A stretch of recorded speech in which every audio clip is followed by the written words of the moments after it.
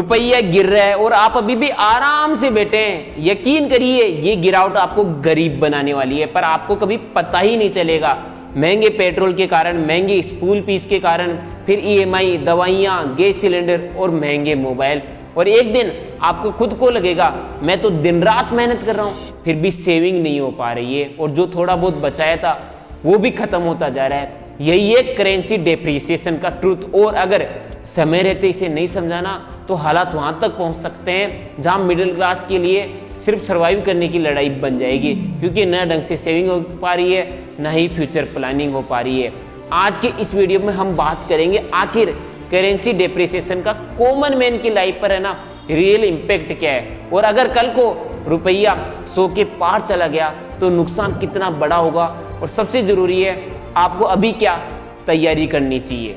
सबसे पहले जरा आज का हाल समझिए। दिसंबर 2025 में इंडियन रुपया पहली बार $1 90 रुपए से ऊपर गया है और इंटरबैंक मार्केट में 90.2 से 90.4 के आसपास रिकॉर्ड लो तक ट्रेड हुआ है। 2025 में सिर्फ एक साल के अंदर ही रुपये ने लगभग 5% तक की गिरावट दिखाई है और एशिया की सबसे पुअरली परफॉर्मिंग करेंसीज में गिना जा रहा है। इस डिक्लाइन के पीछे का कारण है लगातार फॉरेन इन्वेस्टर्स की बिकवाली। अक्टूबर 2025 में रिकॉर्ड $41 अरब से ज्यादा का ट्रेड डेप्रिसिएट हुआ है। यानी बात सिर्फ ये नहीं कि रुपया गिर रहा है, बात ये कि ग्लोबल प्रेशर, ट्रेड डेप्रिसिएट और कैपिटल आउटफ्लो मिलकर रुपये को नीचे धकेल रहे हैं। मान लीजिए आपकी सैलरी पिछले 3-4 साल से करीब करीब वहीं की वहीं है, लेकिन इस बीच पेट्रोल डीजल महंगा हुआ है, एलपीजी सिलेंडर महंगा हुआ है, पैक्ड फूड, मोबाइल, गाड़ियां, दवाइयां, सबकी कीमतें ऊपर गई है। पर क्यों? क्योंकि इनमें से बहुत सी चीजें या तो सीधी विदेश से इंपोर्ट हुई है या उनकी कास्ट में ना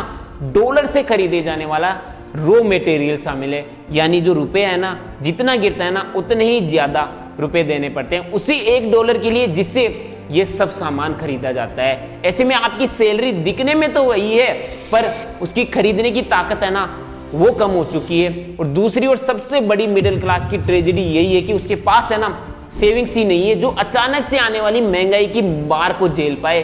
पर ये अचानक से नहीं हुआ है। ग्लोबल इकोनॉमी को लेकर जब जब डर बढ़ता है ना तो बड़े देशों के बीच ट्रेड वॉर, टैरिफ झगड़े बढ़ते हैं या अनसर्टेनिटी होती है। ऐसे में दुनिया के बड़े इन्वेस्टर्स डर कर डॉलर में पैसा पार करते हैं, क्योंकि डॉलर को वो सेफ मानते हैं। ऐसे में डॉलर की मांग बढ़ती है तो बाकी करेंसी जैसे रुपया, युआन, येन, वॉन सब पर दबाव आता है। भारत की बात करें तो भारत कच्चा तेल, गैस, इलेक्ट्रॉनिक्स, गोल्ड, सिल्वर, मशीनरी, इन सब के लिए हर महीने अरबों डॉलर देता है। 2025 के अप्रैल से अक्टूबर के बीच भारत का मर्चेंडाइज ट्रेड डिफिसिट करीब $197 अरब तक पहुंच गया, जो पिछले साल से ज्यादा है। इसका मतलब हमें और डॉलर चाहिए। ऐसे में डॉलर की डिमांड बढ़ती है, इस कारण रुपया और कमजोर होता जाता है। 2025 में फॉरेन इन्वेस्टर्स ने इंडियन स्टॉक मार्केट से करीब $17 अरब के आसपास पैसे निकाले।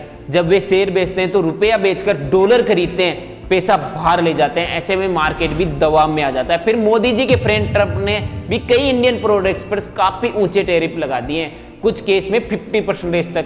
इससे हमारा एक्सपोर्ट है ना वो कमजोर हुआ है, जिससे डॉलर कम आया है, रुपया कमजोर हुआ है। वैसे आरबीआई ने साफ किया कि वो रुपये के लिए कोई भी फिक्स बैंड या लेवल टारगेट नहीं करती है, बल्कि मार्केट को ही अपना स्तर तय करने देती है और सिर्फ ज्यादा वोलेटिलिटी रोकने के लिए बीच बाच में इंटरवीन करती है।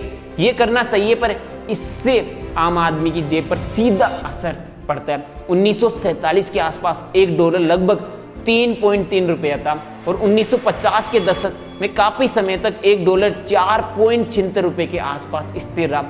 और इससे है ना रुपए का सबसे गोल्डन टाइम माना जाता है। 2007 में $1 39 से 40 रुपए के बीच में ट्रेड करता था। मान लीजिए आज भी $1 40 रुपए होता तो इंपोर्टेड सामान, मोबाइल, लैपटॉप, कार के पार्ट्स और कुछ दवाइयां, गैजेट्स, इनकी बेसिक कास्ट आज से भी कम होती।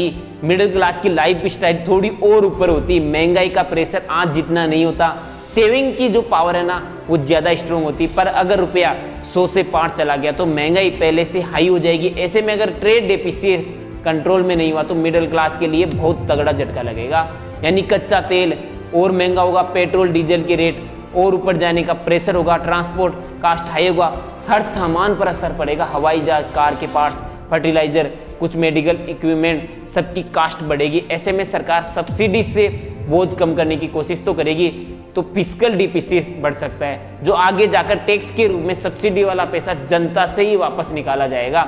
ऐसे में आप क्या कर सकते हैं? ये सही है कि पॉलिसी, गवर्नेंस, ग्लोबल फैक्टर्स आपके कंट्रोल में नहीं है, लेकिन आपका खर्चा, आपकी सेविंग, आपका इन्वेस्टमेंट, आपके स्किल्स, ये सब पूरी तरीके से आपके कंट्रोल में है। ऐसे में अननेसेसरी इंपोर्टेड लग्जरी आइटम्स बस स्टेटस के लिए खरीदने की आदत को कम कीजिए। ईएमआई पर ईएमआई जोड़कर खुद को कर्ज की जंजीर में मत बांधिए। एक सिंपल सा रूल रखिए, पहले सेविंग फिर खर्च। इसके अलावा अगर आपकी इनकम सिर्फ लोकल मार्केट पे डिपेंडेंट है तो रुपया गिरने का प्रेशर आप पर डायरेक्ट आएगा। लेकिन अगर आप डिजिटल स्किल्स सीखते हैं, online services, freelancing, global clients के साथ काम करते हैं, या ऐसे सेक्टर्स में जो डॉलर से कमाई लाते हैं, तो रुपया गिरने पर आपकी इनकम है ना रुपए में और ज्यादा दिख सकती है। यानी करेंसी रिस्क से लड़ने का सबसे अच्छा हथियार है अपनी स्किल्स और इनकम सोर्सेज को बढ़ाना। अगर आपका बिजनेस बहुत ज्यादा इंपोर्ट पर निर्भर है तो एक्सचेंज रिस्क समझिए, हेजिंग के ऑप्शन सीखिए, फॉरेन करेंसी में लोन लेने से पहले खूब सोचिए, क्योंकि अगर रुपया और गिरा तो ईएमआई का बोझ अनएक्सेप्टेबली बढ़ सकता है। दोस्तों, रुपया गिर रहा है और हम अगर सोते रह गए तो ये गिरावट हमारी छोटी छोटी प्लानिंग्स को धीरे धीरे खोखला कर देगी। पर सच ये भी है कि रुपया दुनिया की सबसे कमजोर करेंसी नहीं है। आज के हालात के हिसाब से देखा जाए तो इस इकोनॉमी में ग्रोथ के पॉजिटिव साइन भी है। आरबीआई और सिस्टम करेंसी को एक शॉक ऑब्जर्वर की तरह यूज कर रही है ताकि बड़ा संकट टाल सके, लेकिन ये सभी तभी आपके काम आएगा जब आप खुद जाकर होंगे, प्लान और प्रैक्टिकल होंगे।